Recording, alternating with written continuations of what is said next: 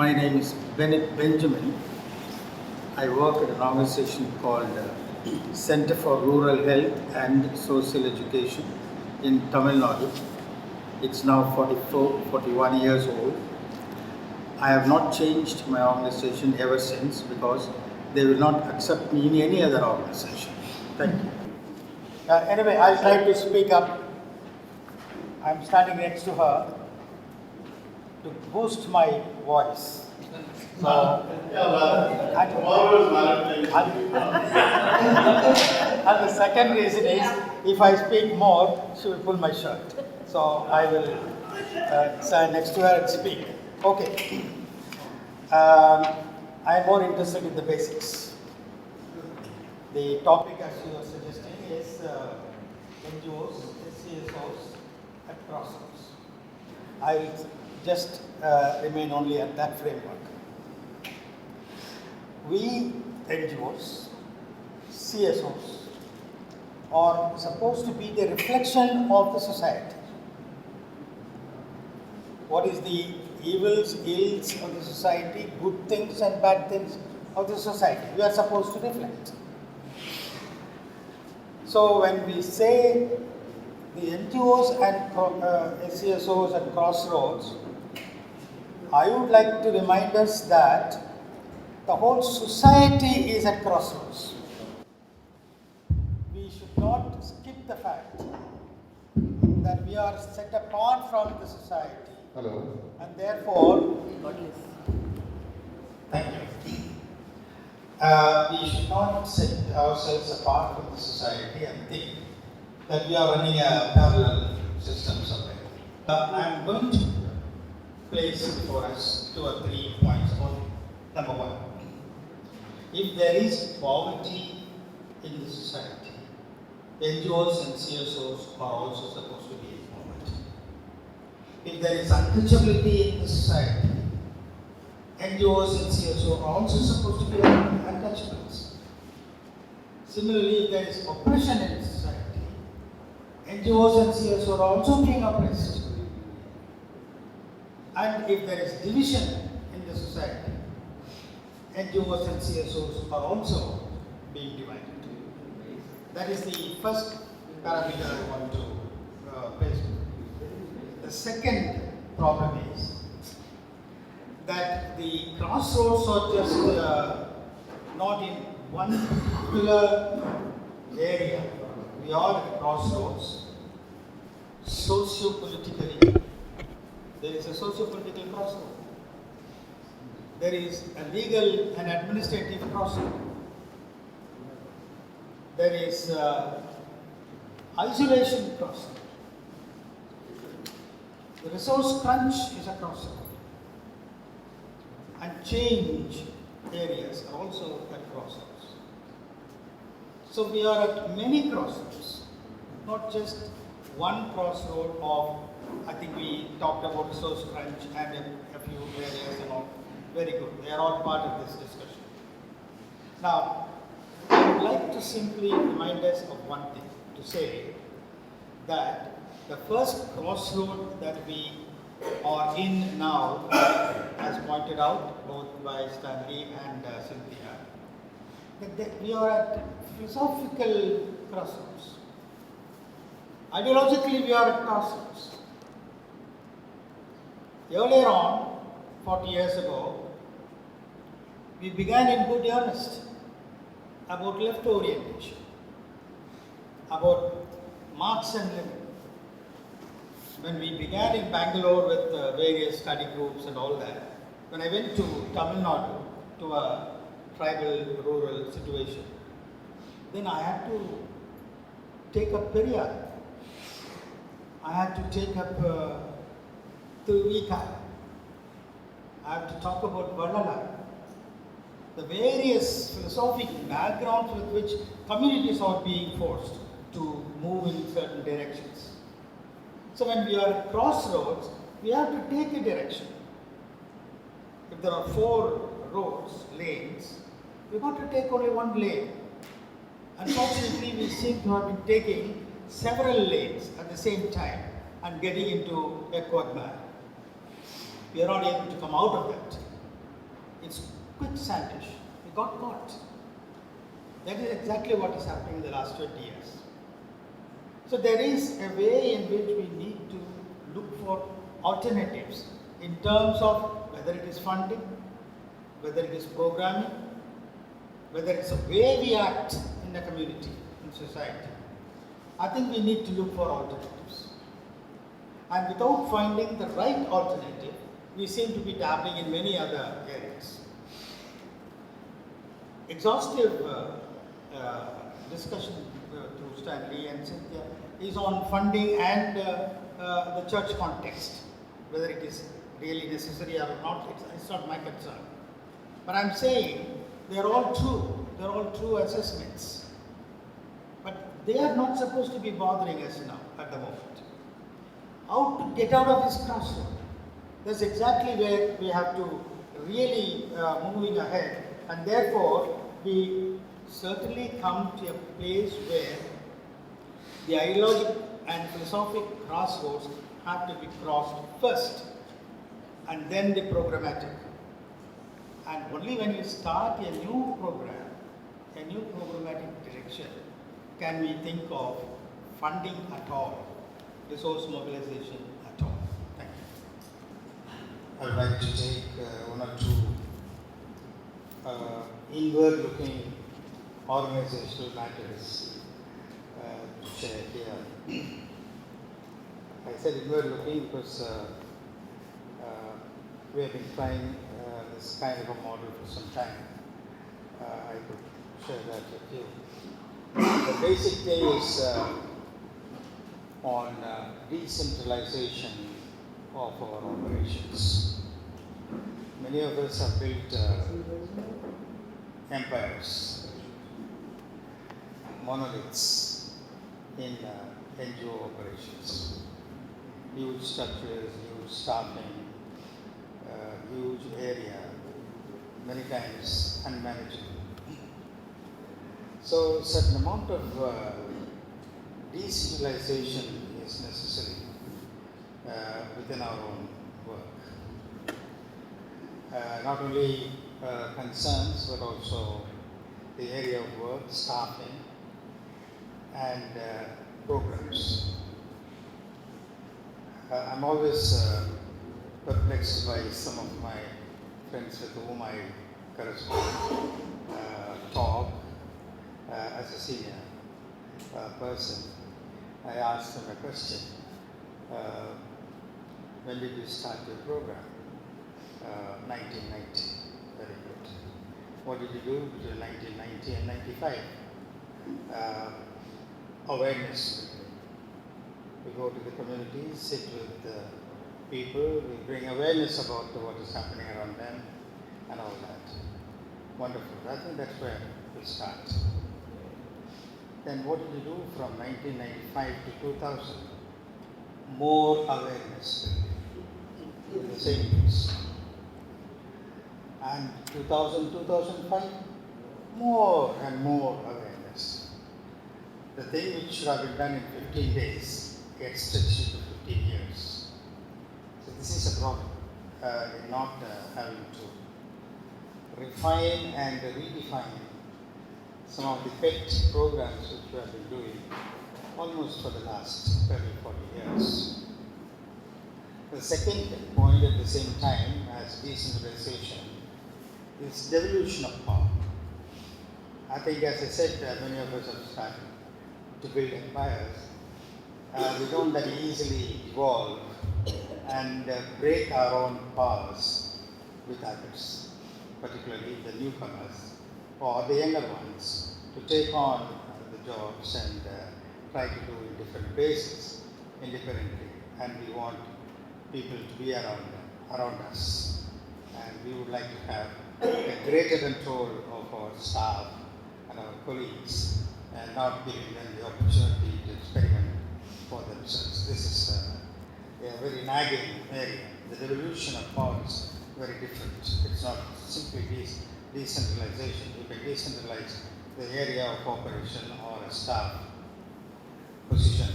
But devolution of power is very, very different. You are giving yourself up in order for others take over and do things for themselves. So therefore, devolution also means greater financial control that others will take from us, so that the work that we began in one place or one area flourishes in different places and different areas. That's my second comment. My third comment is repetitiveness. Most of our programs have not changed over a period of time. What we began 25, 30 years ago, we simply keep on doing that without knowing the social conditions, the political conditions, the cultural ethos have changed, and people are thinking differently, and we have not started to think differently. This is a basic problem which we face. The third comment that I would like to make here is we are a bit shy of working with government. After all, the government funds are our funds, and we are not interested in using government funds, but we are interested in using German funds and Swiss funds or British funds. We are more interested in trying to locate where they are instead of trying to locate whether it is in our state capital or is it in our national capital. So we are not probing enough. Hundreds and hundreds of programs that are being released almost every month from various ministries, saying that this is meant for NGOs to take on. Of course, I know that a tremendous lot of corruption is involved. They've got to really work very hard. If you are able to get even 100 rupees without paying 20 rupees, you are really doing a very good job. But you are sometimes paying 60 rupees in order to get your 100 rupees. This is also there. But that does not mean that we should not be fighting with that kind of a corruption.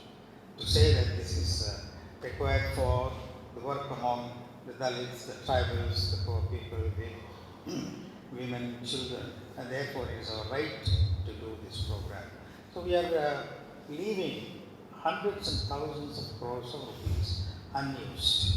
So therefore we need to think a little bit differently and have a cell in this particularly department to probe what are available within the government that is required by the NGOs to use. So therefore if there is a cell in Delhi, I think it will be very, very useful, where we can really find out where things are and how it can be definitely given out to develop programs for the sake of the poor. So we have been a bit shy about that. The other thing is we are also shy of investing. The whole world has turned over. There is in everything a business plan involved.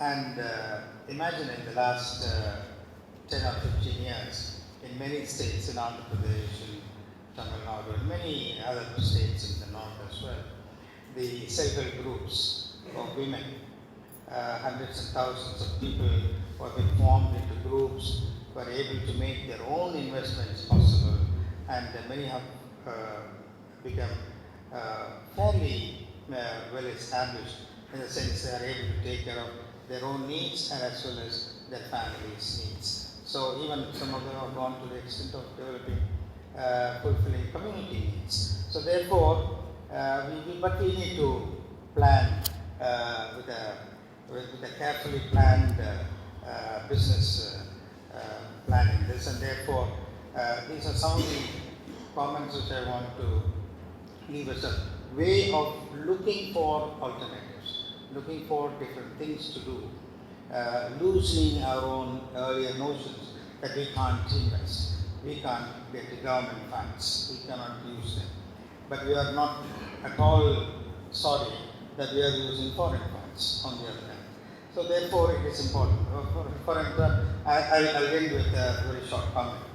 20 years ago, after 20 years of funding, some of our earlier funding agencies asked me a question. We have supported you for 20 years. Now, what's your next? I said simply, thank you. And in the last 20 years, we have not received any funds from the whole type of thing, except those what we call the network funding, which is hardly 20% of what I need for the total program. So therefore, it is important to develop schemes of how we generate our own incomes, our own resources, in order for us not only to become independent, but also think a little bit far ahead of the times that we are in. Thank you. What I said was that there is local capital cost. It's against the global capital. Because actually we all know it's too huge, too big. There are efforts within the local communities or within a certain area where even the small amounts can be pooled in order to place this as a hand and get going. The SLT model was cited both by me and Cynthia. That is regarding that localization leading to globalization, not globalization coming into globalization. So that is the micro initiatives to macro positions. So that is the point I was saying. The second thing that I also mentioned about Tom was saying, decentralizing our own structures, devolution of power. We seem to be developing monoliths, becoming huge structures and unwieldy. Sometimes they're not even being able to control them later. So there is a constant effort to decentralize, devolve, so that the work flourishes rather than concentrates in one hand or one group of people, or even in one position. So that is the other thing that we were talking about. First of all, to get a group of NGOs like this in one place is not that very easy. And we all have our own work and also involvement, and then the time and distance. The distance involved is also quite a nagging thing. And for a group of people, 30, 40 people, coming almost from all directions of the country is noteworthy.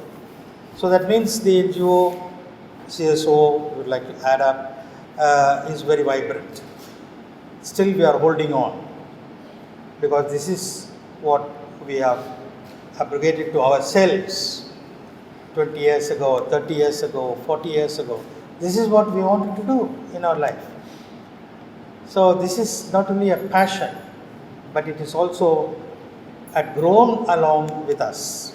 That's how this kind of a polemical, things will evolve over a period of time. This was the style of NGOs. We lost it for some time because we were too busy doing field work and this work and that work and all that. But we did not have a debating society almost for 20 years.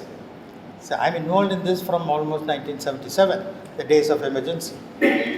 So the debating society among us, the voluntary sector, the NGO sector, was missing for some time. It was there between 77 and 97. But suddenly there was a lull. Maybe due to all the things that we are talking about, interventions of technology, this and that. The debates became less and less. Now we picked it up again. I think this debate should go on. And it should be for not only our benefit, but also the benefit of the future of the society. Because this is how the NGO fraternity and the NGO movement lived in the last several decades. And it will live, it will go on, because we have a lot of work to do. And therefore, as I congratulate you all and also thank you and wish you all a safe journey back home and keep in touch. We missed a noble and an illustrious luminary. ஒரு சில வார்த்தைகளை ரெண்டு மாதிரி இறங்க பேச ரொம்ப முக்கியம்னா அவரை பத்தி சொல்லணும்னா he was a genuine person. YMCAல வந்து பாத்தீங்கன்னா அங்க போர்டுல இருக்கும்போது எந்த ஒரு காரியத்தை பேசணும் உள்ள ஒண்ணு வச்சுட்டு வெளியில பேசுவாங்க. Very transparent and genuine, and he will spend quality time to make sure our lives get better. So அந்த மாதிரி ஒரு அருமையான தேவ மனுஷன், சர்ச் பிளான்டர், நிறைய மினிஸ்ட்ரிஸ் நடந்திருக்காரு. அவரை நாம் எழுந்திருக்கிறது ரொம்ப கஷ்டம். ஆனா நான் விசுவாசிக்கிறேன், the Holy Spirit will definitely comfort the family and encourage the family and build the family, and his legacy will be carried over.